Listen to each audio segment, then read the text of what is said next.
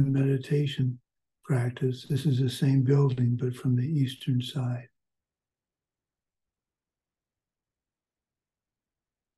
The building is earthen, clay tiles on the roof, solid. It has a moat in front and a bridge across the moat.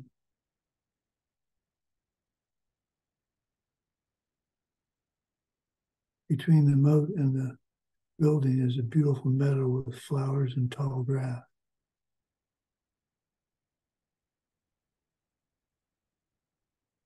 Between you and the moat is a clearing.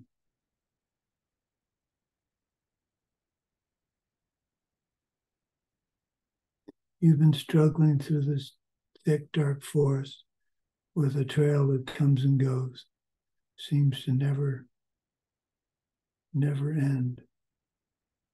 We've been doing this for a long time. You're tired of having carried a heavy backpack that contains all your possessions, things even strapped to the outside because you have so much stuff that you feel you cannot live without.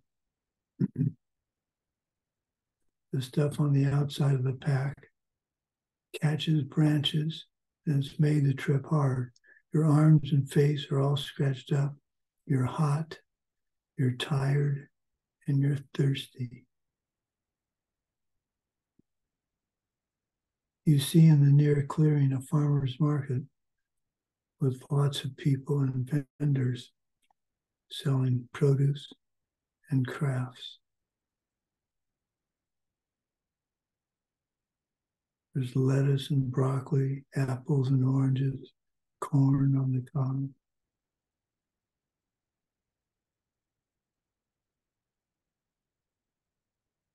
Brussels sprouts, which I used to hate, now I love. On the other side of the farmer's market, you see an outdoor cafe, and you start to move through the crowd towards it. As you move through the crowd, people start to grab on what's on the outside of your pack. This is like someone living life in denial of their inevitable death. We constantly struggle to get what we want or what we think we need. We struggle to protect our stuff from people that think they need it. We use up our good karma and create negative karma without a moment's hesitation. This is the image of the problem of not meditating on death.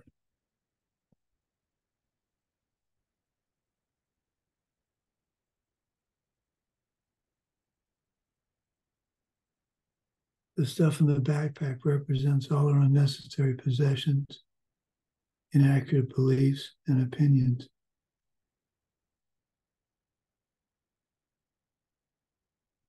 You break out of the crowd thinking something is wrong with this picture.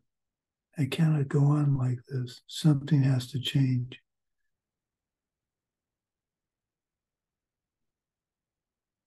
You go to the cafe and order a cold drink.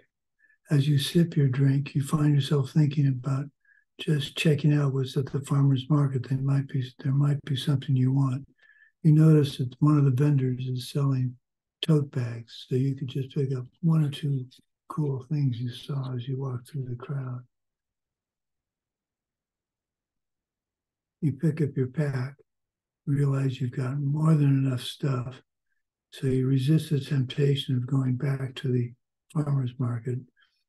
You pay for your drink and you walk toward the bridge. You move to the high point at the center of the bridge. You put the backpack down. You open it. You start to take items out and throw them over the bridge railing, identifying them as you do so and sincerely saying good riddance. Maybe one thing you throw out is a Netflix movie subscription. Another might be the newspaper subscriptions, the news magazines, the sports magazines you have. You're eliminating all the useless activities, things, and relationships that eat up your time without bringing real benefit. You take out a canteen, which represents a large house mortgage that you struggle to get out from under. Everybody at work has a house except you, so you bought a house you couldn't really afford, but you did it to keep up with those around you. The flashlight that you throw out is your fancy car that you bought again because everybody at work had a Tesla. So you went and got a Tesla, even though you couldn't afford it, just so you could be cool. The bedroll is that friend that just likes to go to the bar and argue politics. Same arguments, same amount of time, not making any progress, useless. Without meditating on death, we're never going to come to see how useless and petty much of what we really do is. Hence, we perpetuate the cycle of life, samsara.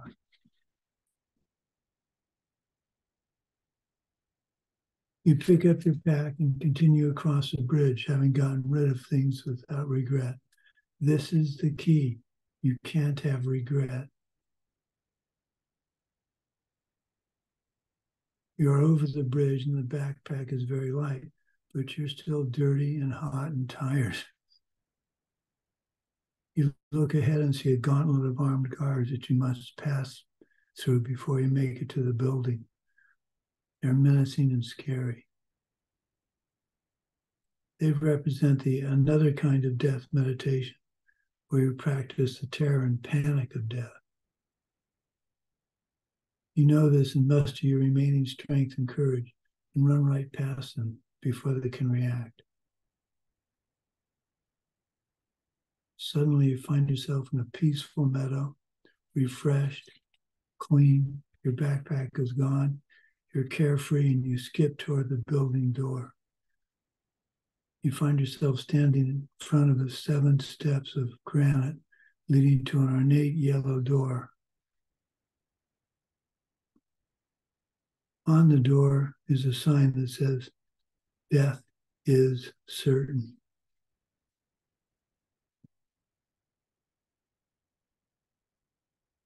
So recall the holy being you had in front of you at the beginning of the meditation. Ask them to come and stay in your heart to guide you. They're happy to do so. They shrink down to about 3 inches in size, rise up, turn the face to face the way you are, come to the top of your head. Then they shrink down to about the size of a BB and magically descend into your central channel to the center of your heart. They stare at your heart, and their love and compassion radiate through your body. Anytime you need them, they're there to help you. Okay, you can open your eyes. Now I need to share screen. So let's see if I can pull this off again.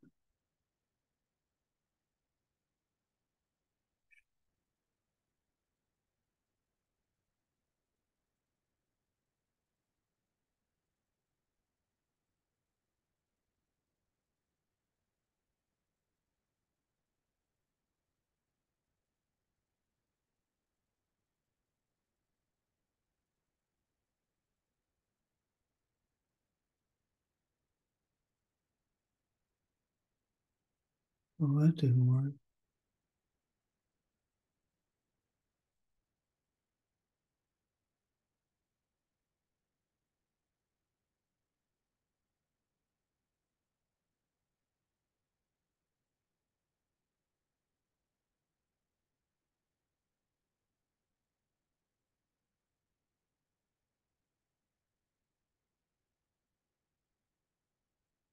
Okay.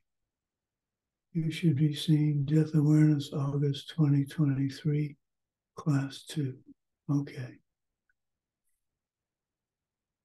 So, one thing we have to do for death meditation to make any sense is to review the concept of renunciation.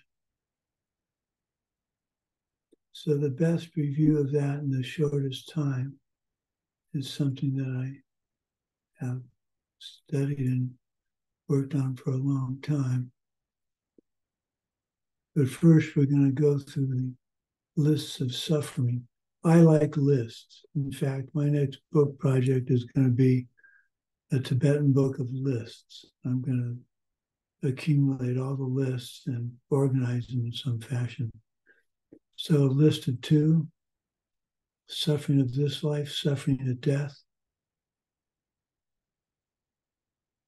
When my wife and I used to drive long distances, we'd play a game called Give Me a List.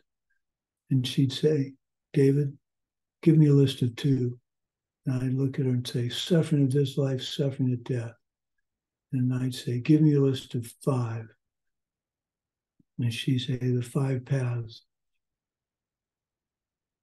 And she'd list them.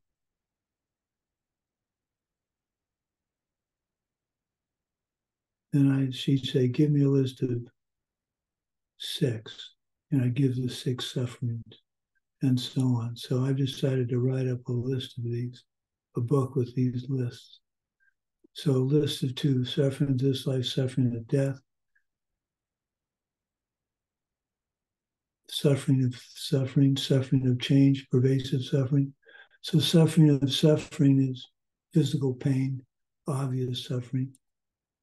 Suffering of change is, my wife and I like to use the suffering of change as being, you have ice cream and then it's gone.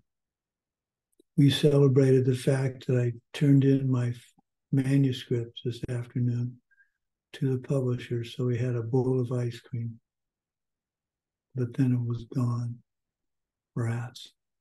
Pervasive suffering. This is usually taught as the fact that the minute you're born, you're on your way to die. Now, most, at least in this country, young men especially, think that they're immortal. And it takes a long time for them to realize they're just as mortal as everybody else. I didn't think about death, really, until I had my blood clot problem or until I rode my truck. Pervasive suffering, I like to teach in a different way. I think pervasive suffering is, to me, is not knowing which karma is going to ripen next. I don't know what's going to ripen next. It kind of makes it a fun game. That's pervasive throughout my life now. I don't know what karma is going to ripen. So then there are 4. There's birth, old age, sickness, and death. Sometimes students ask why sickness is after old age. When you're young and energetic and have good health, sickness isn't as bad as when you get old. After you reach a certain age, sickness becomes more of a problem. Your body can't respond as well. Then obviously after sickness is death. And 6, suffering. Nothing is fixed. Your friends can become neutral. They can become enemies. I think we can all remember friends that now you don't see, you had in high school or college and you don't see anymore. You have neutral feeling toward them. Or you have a coworker that used to be a friend and then did something mean to you at work, took credit for something you did, so now they're no longer a friend. Another suffering is never satisfied. You get a new car and you decide you don't like the paint job after a while, or the air conditioning doesn't work. So you're never satisfied. Just you got the new car, you think you'd be satisfied, but almost immediately you're not. You shed your body over and over, reborn again and again, high then low. You die alone. And we're going to be talking about dying alone later on. The 8 sufferings: you're born, old age, sickness, death, encounter things we don't like, lose things we do like, try to get things we want but can't have, and the 10 sufferings of the human realm: hunger and thirst, your body decays gradually, you're always separated from things you love, things you don't like happen to you, you can't get what you want, you get things you don't want, and birth, sickness, old age, and death. So those are the various ways of thinking of the suffering in the samsaric world.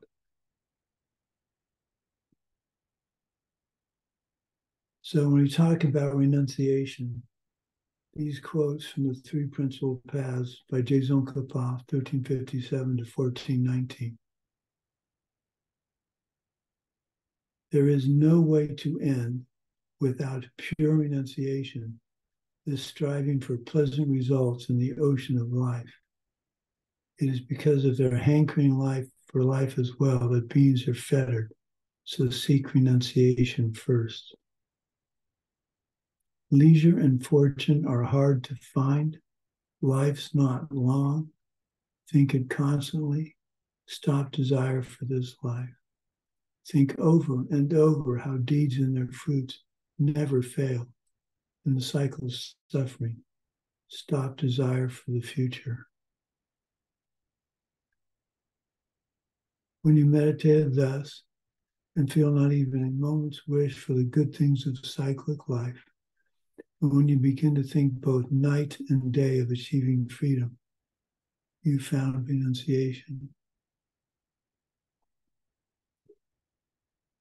This doesn't mean you can't enjoy a movie, and maybe try and choose a movie more often than not that has some drama perspective. My wife likes romantic comedies, so we've seen a lot of romantic comedies. I like action films, but we don't watch many of those. Know that you're trying to renounce things and work slowly but surely, then perhaps pick up the pace. The bridge, forest, bridge, and gauntlet are a look at our renunciation, our wrong views of death.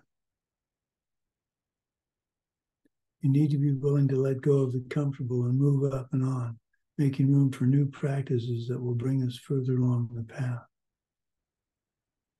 I had to give up driving, and I did that voluntarily. Now that I have Parkinson's, it's possible I could be in a car accident and not my fault at all, but the insurance company can say, well, you have Parkinson's, you shouldn't have been driving, we're not going to cover this accident. Would that be correct? I don't have the wherewithal, the money to take them to court and sue them to get me back my coverage. So it was simpler and made more sense to quit driving. So the important thing is I made that decision myself. My wife didn't ask me to stop. The doctor didn't.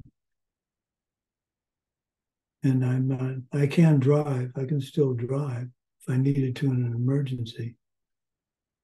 But I gave it up completely. So when you renounce something, you don't partially do it, you give it up. What's another thing I've renounced? Oh, this is going to sound kind of silly, but I'm not allowed on the roof. I'm not allowed on a ladder. I can't get up on a chair to reach something higher than I am because I could fall, hit my head. And because of a blood clot problem I have, I'm on blood thinners, so I could get a hematoma under my skull and kill myself that way. There's all kinds of things I like to use to do that I have to be very careful or not do at all. Getting on the roof is one of them.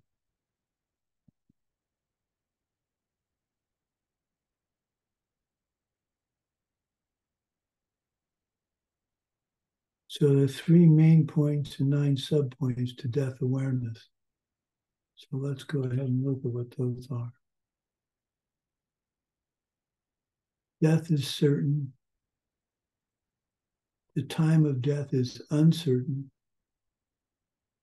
and only the Dharma can help. These are the three main points we're going to be covering in the meditation. That's going to start when we open the yellow door, which we'll do shortly. Death is certain. It has three subpoints. When your time comes, you go. When your karma for this life runs out, you die. There are several examples of this where you might not expect it, and it happens. Jim Henson, the guy who made the Muppet show, Kermit and all those three characters, went into a hospital with a slight infection, probably thinking he'd be in for a day or two and then out. And he died in a hospital when this infection went systemic and spread to his organs. And he died, unprepared most likely for it. When I was in 3-year retreat, I was going up the hill to repair one of the cabins. If you've been to Diamond Mountain, it was the Sky Dome up that pretty steep hill. And as I was walking up the hill carrying about 35 pounds of tools, I noticed I didn't have energy. I wasn't breathless. I just didn't have any energy. So I had to stop about every 50 feet, wait a few minutes, and then walk some more.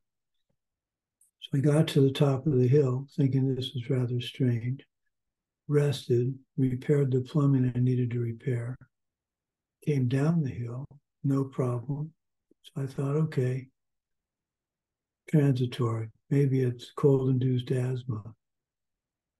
So then I started to walk back up a slight rise to our cabin, and I had the problem again. So I realized there was something wrong. My wife's a retired physician assistant. She wasn't quite sure what was wrong, but we sent out a note that said I should probably be picked up and taken out of retreat to a hospital. So picture this. This is within like 3 months before the retreat ended. So I went out and saw people for the first time in almost 3 years, which wasn't too bad.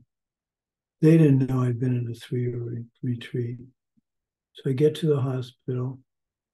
They put me on an examination table. They take some blood. They say, please rest. So I'm resting, and I hear in the background noise of the emergency room, I hear a voice that says, 3,000. I've never heard of anybody having over 300. I thought, well, that poor sucker, someone's really sick. But it turned out to be me he was talking about. He came around the corner to the room.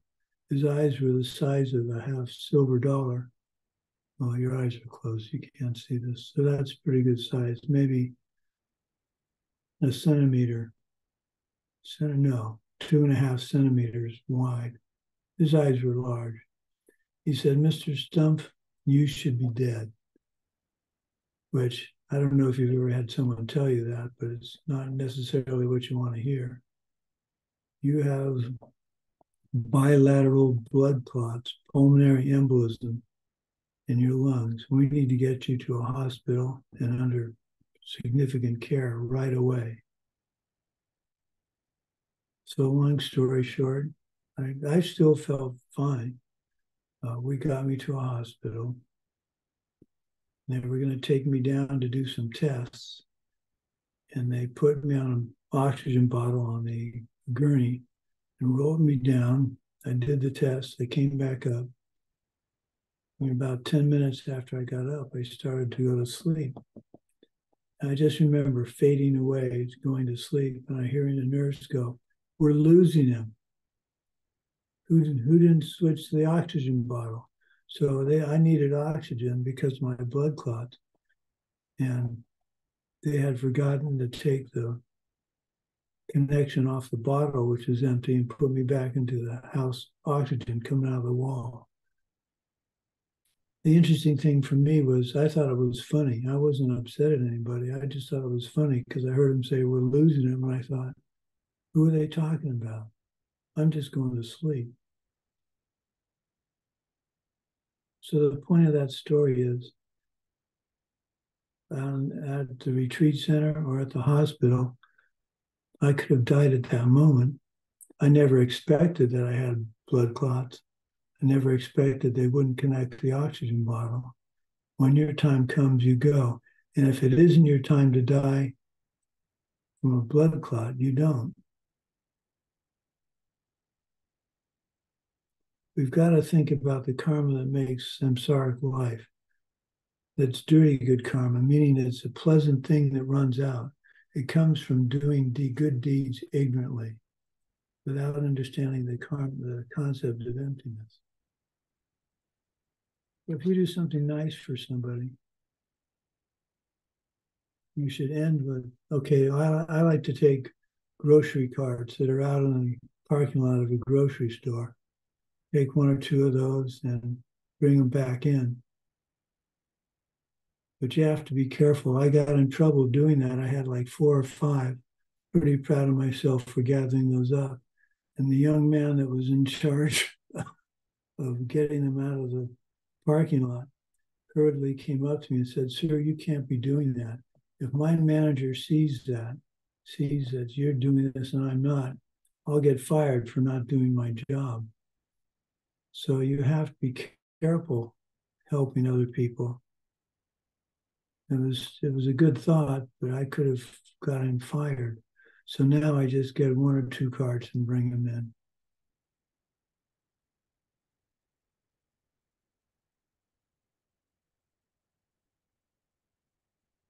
So death is quite simply a result of our ignorance about karma and emptiness. And we'll review that later in the classes. One other story. Neil Armstrong, the first man on the moon, he was a test pilot. He almost died during training for the Apollo mission because he had to eject from a device that was a simulator for the lunar lander. He went all the way to the moon and back. He became a professor. He retired from the astronaut corps, became a professor of engineering at Ohio State. One day he was getting off the bus and his wedding ring caught on the door handle of the bus and stripped the skin off of his ring finger. This man went all the way to the moon and back. Could have, perhaps should have died in doing that. It was so complicated and risky. And just something as simple as getting off the bus stripped the skin off his ring finger. Now, how death-threatening is that? Not much, but it could have caught his whole hand. The point is, you never know what karma is ripening next, so you've got to be prepared, and that's what this whole weekend's about.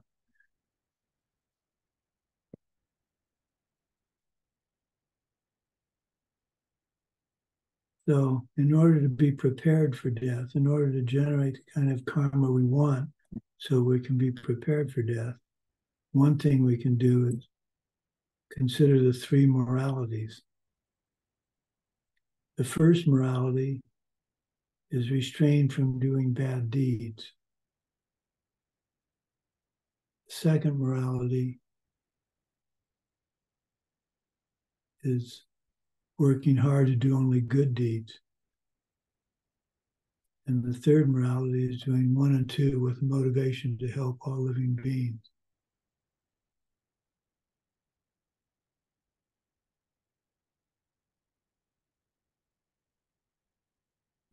The second subpoint under death is certain. You can't add time to your life. With each breath, you're moving that much closer to death. Neil Armstrong plays a role in this as well. Used to be the astronauts who were always jogging, doing physical fitness things. And one day a reporter noticed that he wasn't jogging extra miles.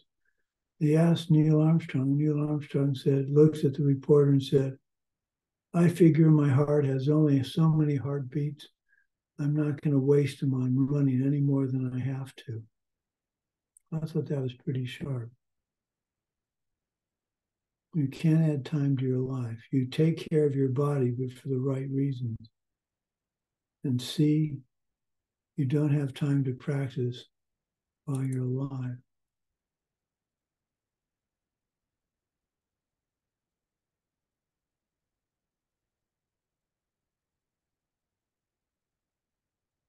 Never have enough time. You find yourself saying, well, I'll get to it. But since you don't know when you're going to die, putting it off till tomorrow or next month is somewhat ignorant. It doesn't mean you have to do everything you need to do tomorrow, but you have to be realistic, not to keep putting things off. Time of death is uncertain. Lifespans are not fixed. We have this concept of life expectancy. So there's a bell-shaped curve, in the middle of the curve says nowadays it's 76. A person in the United States, most people in the United States have a median lifespan of 76 years. But that means half die before 76 and half die after 76, or some large fraction. So it's not that you're guaranteed to reach 76, it just means most people do. There are worlds and planets where people have a fixed life, an ordered lifespan. We talk about in the various courses, we talk about the cosmology of the Buddhist cosmology. And it's hard for us to understand, like the concept of pretas or hungry ghosts. So I offer this. Just because we can't see something doesn't mean it's not there. For instance, bees see in the ultraviolet spectrum. Their view of what a flower looks like is completely different from our view because we only see in the visible spectrum. So because we can't see in UV, that doesn't mean that object isn't visible in the UV. We just can't see it. So I have no trouble understanding that there are things I can't see that still exist or have the karma for me to see exist. The last thing, things that can kill you are divided into living things, obviously bacteria, things like that. The inanimate, get hit by a rock, get hit by a car.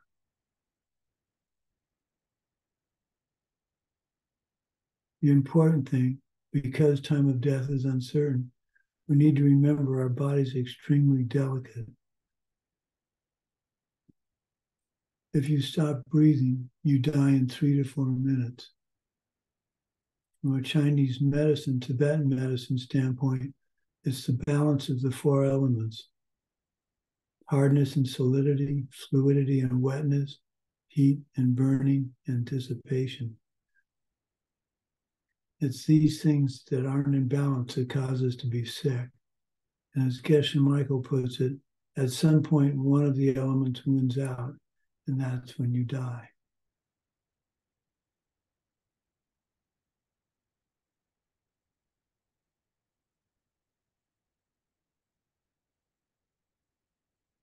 Okay, that's the end of the slideshow.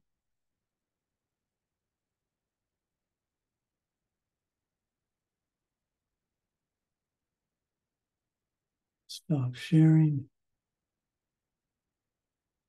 Okay. So, renunciation. Renunciation may be one of the hardest things to understand and to actually do. The important thing, as I said earlier, for renunciation is to do it in baby steps. Don't think, oh, I'm going to give up Facebook. That's cold turkey. You probably can't do that. You could not look at it as often during the day. Maybe just spend an hour in the morning or half an hour in the morning and half an hour in the afternoon. Facebook's a wonderful thing for families and friends, sharing photographs and things like that. But where it becomes a problem is when you find yourself spending 6 or 7 hours on Facebook. When Facebook first came out, a reporter stopped Facebook for several days, just didn't do it at all. And she realized she picked up 5 or 6 hours a day of productive time because she wasn't doing Facebook. I don't do Facebook or any of those social media because I know I get addicted to it and want to be on it all the time. So that's the kind of thing you need to be aware of and not get trapped in. If you're trapped in it, you need to, like I say, for Facebook or something like that, don't try and, if you want to try and cut it cold turkey, that's fine, but lessen it slowly. I was writing one of my books and I stayed with a submarine commander at his house. And at the age of, I think it was 60, he had previously been smoking a pipe, cigars, and cigarettes. At the age of 60, he stopped on his 60th birthday. He stopped cold turkey. I don't know how he did it. I remember I was in college. My dad used to smoke a pipe and cigars. I have very fond memories of the fragrant smoke from his pipe and his cigars. And I started smoking a pipe. And one day, one of the scientists I was working with as a lab tech called me into his office and he said, "David, I smoke cigarettes, cigars, and a pipe." Because I'd asked him where to find some nice tobacco. And he said, I smoke all three of those. I'm addicted to nicotine. If you don't have that problem yet, you will. I highly recommend you give up smoking a pipe so that you don't become addicted. So I took his advice. I took my pipe and the little tobacco I had. I threw it out and I never looked back. So you have to evaluate what you're doing, whether it's good to pick up a habit or not. That doesn't mean your life is ruined. You have to give everything up and go live in a cave. It means put into perspective what you're spending your time on and start devoting more of your time to thinking about death in a positive way. How can I prepare for my death in a positive way? Which really means studying the Dharma. So let's settle in. We won't do the preliminaries now. Settle into a meditation posture. Close your eyes. Follow your breath for 10 rounds, 10 breaths.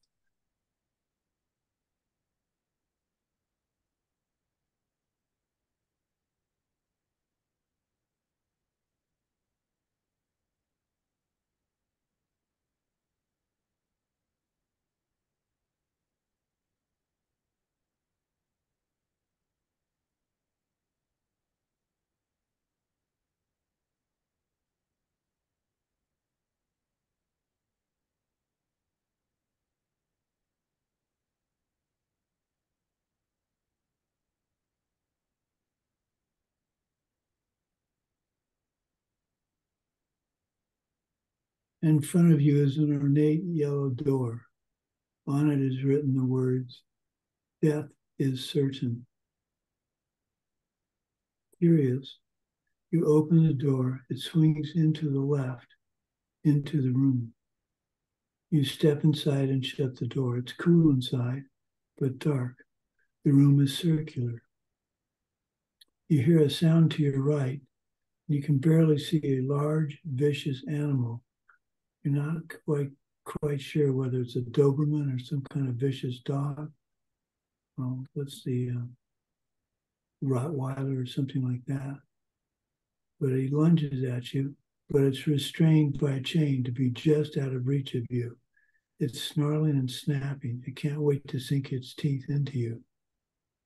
The dog represents the Lord of Death. The room is circular and it represents the wheel of life.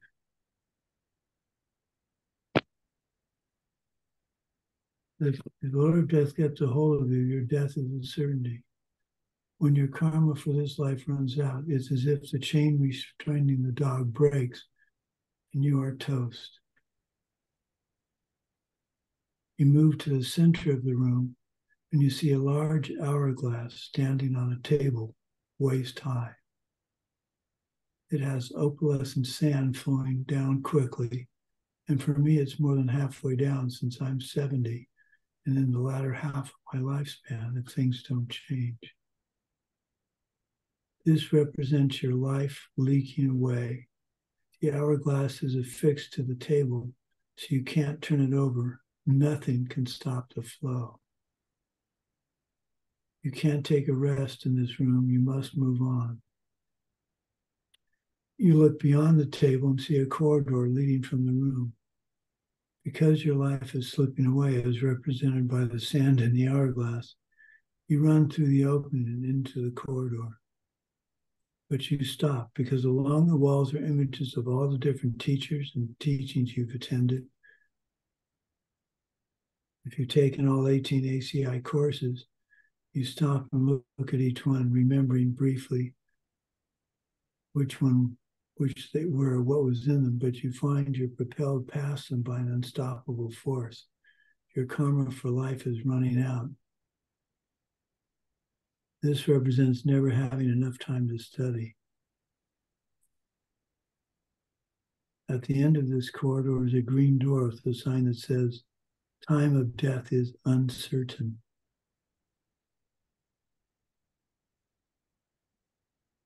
You open the door into the room to the left. You step into a triangular room.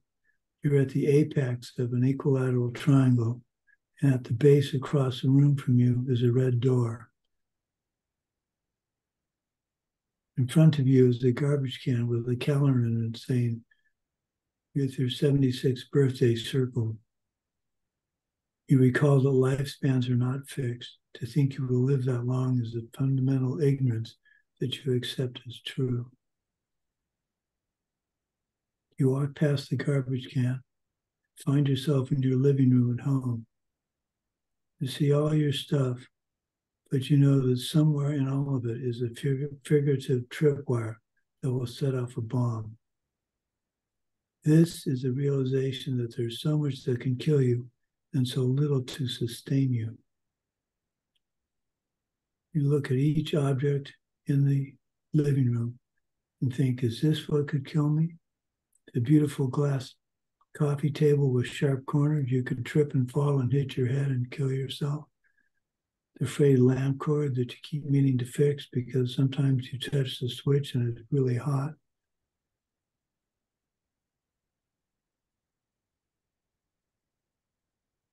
You move to the kitchen. You see a toaster and remember the grad student you were in grad school with that talked about the toaster he had that right in front of him one morning burst in the flame. You look at the sharp knives. I'm on blood thinner medication. If I cut myself now, I could bleed out. Seriously, I could bleed out because I won't clot. I was taught in the Boy Scouts a long time ago. You never cut with a knife towards you. You cut away. So every time I open a package from Amazon or FedEx, I make sure I cut away from myself so that I don't cut myself and cause a huge problem. So you stop thinking about all that. You walk toward the red door across a thick plush rug. You feel something pricking through the sole of your shoe. You sit down on a chair and look at the bottom of your shoe and you see a thumbtack. You remember you dropped it a week earlier and didn't bother to find it. Then you take off your shoe, take off your sock, and you see that you're bleeding. Not a lot, but you're bleeding. And you remember, because of your carelessness with the thumbtack, you now have a puncture wound. And puncture wounds are notorious for getting infected. Because you were careless, you didn't pick up the thumbtack when you should have, you now are faced with a possible infection. This is to help you recall the body is very fragile. Mutation in DNA from one cosmic ray or due to a pollution chemical can cause you to get cancer, and that's not a good thing.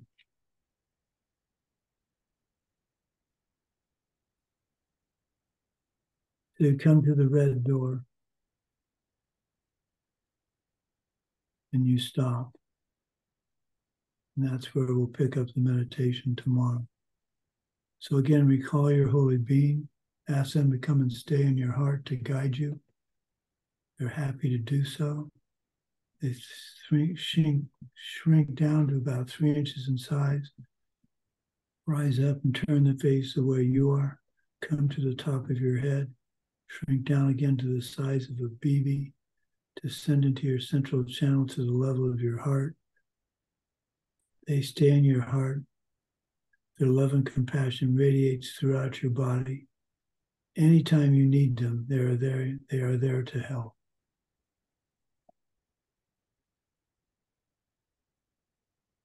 Okay, you can open your eyes. So let's dedicate this. By the goodness of what we've just done, may all beings complete the collection of merit and wisdom, and thus gain the two ultimate bodies that merit and wisdom make.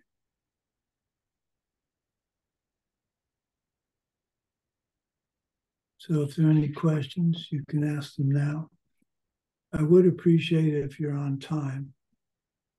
People were late. I'd appreciate if you're actually on time, out of respect for the teachings and the teacher.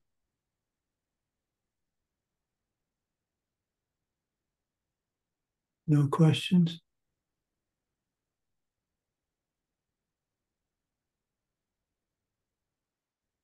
Okay. So, translator, did I go too fast?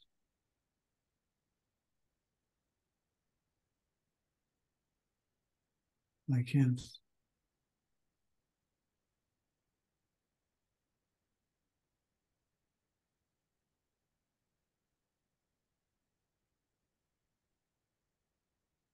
We good? Translating okay?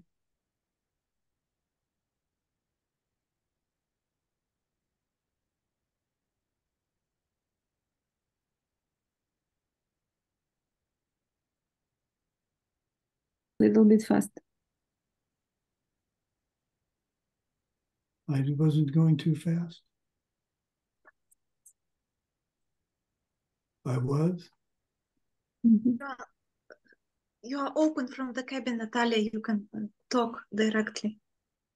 So I went too fast? David, you can hear me?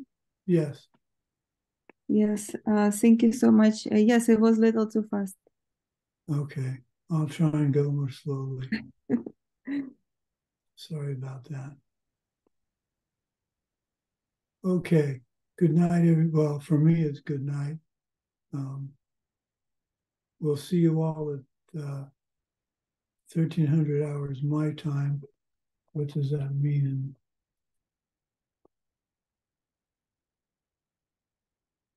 So in Germany,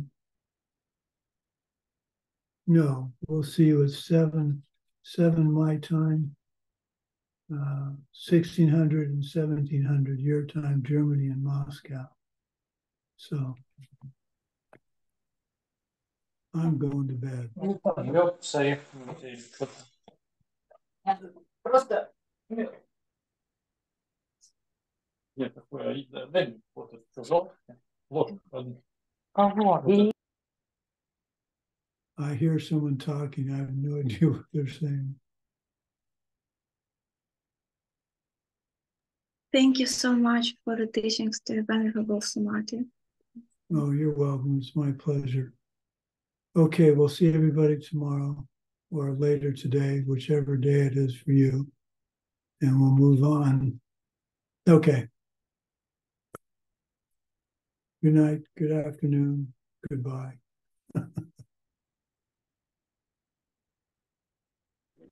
Thank you so much. It's my pleasure.